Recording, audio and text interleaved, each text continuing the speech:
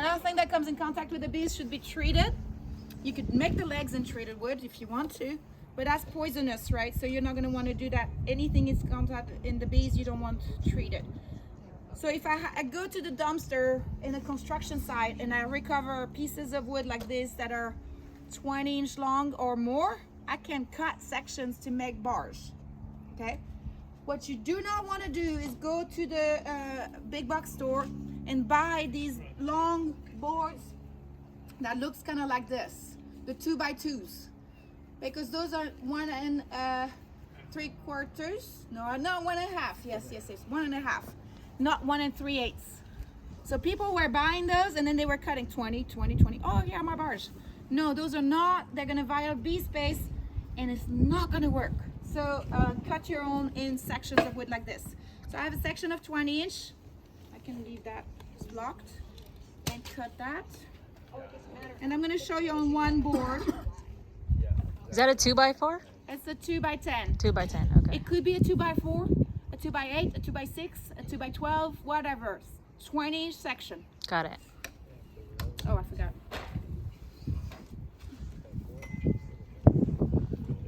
Now they are both plugged in.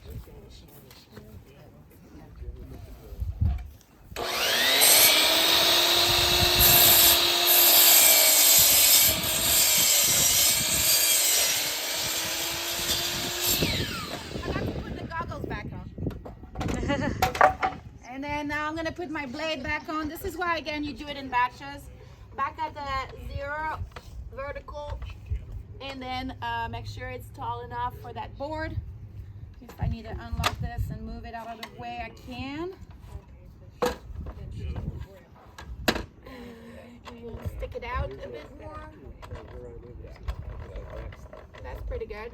And then I'm gonna measure either 1 3/8 with this, or with the tape measure.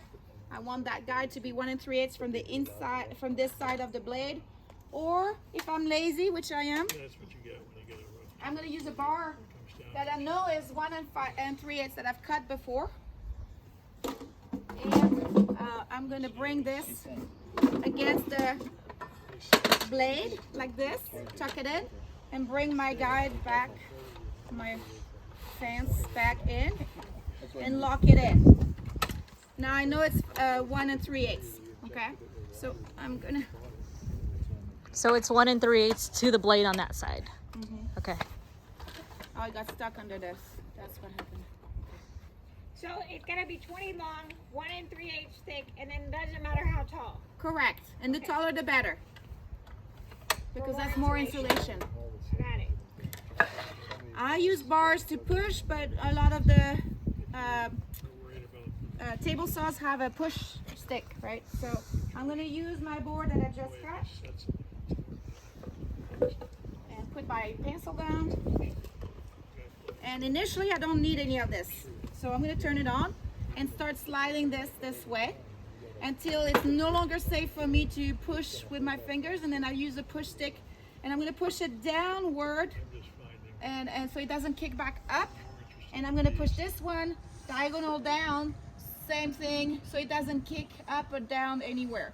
Generally speaking, it's good to not be in front of it or in the back of it, so it doesn't kick back. People have gotten hurt from kickback, so I'm eating my own hair.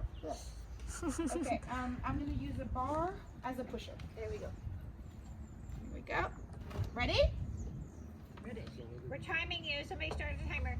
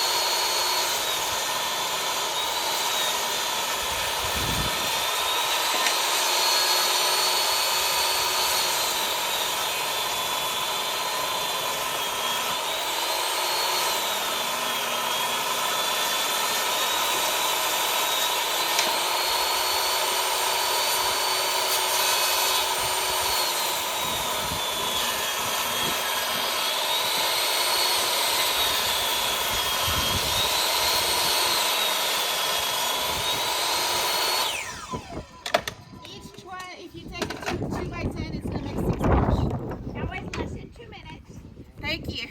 So that means if you multiply that by 5, you have enough. That's 10 minutes to cut your bars. Maybe like 15 minutes to cut your bars.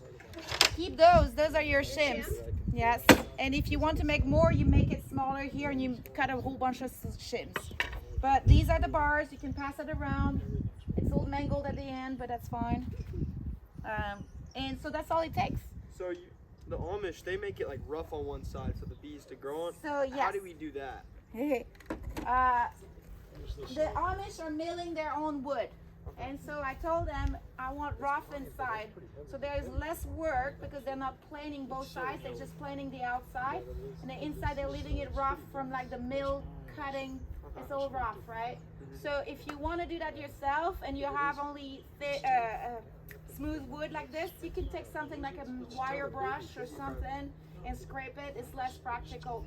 Or if you know somebody that has a mill, you can ask them for rough sawn wood. And it can be as thick as you want. Even in Albuquerque, there's one lumber yard that will sell you rough sawn wood. Yeah, you can just find have rough to know sawn what wood to if you get go look for it. Ask for it. Any questions? I have a question. Yes. You're using pine. Like, are there woods?